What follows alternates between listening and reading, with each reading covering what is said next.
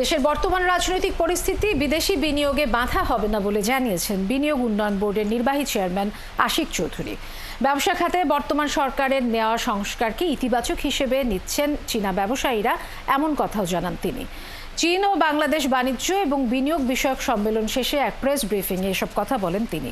BIDA নির্বাহী chairman বলেন, চীন থেকে অনেক বড় বড় কোম্পানি বিপুল পরিমাণ বিনিয়োগ নিয়ে আসছে, এর সুফল পেতে কিছুটা সময় লাগবে। চীনা কোম্পানিগুলো বাংলাদেশের রপ্তানি আয় বাড়াতে এবং পণ্য বহুমুখীকরণে ভূমিকা রাখবে বলেও আশাবাদ জানান বিডা নির্বাহী চেয়ারম্যান। তিনি জানান, 2026 সালের পর দেশের জ্বালানি সংকট কমবে, তাই আগামীতে দেশি এবং বিদেশি বিনিয়োগকারীরা স্বস্তি পাবেন।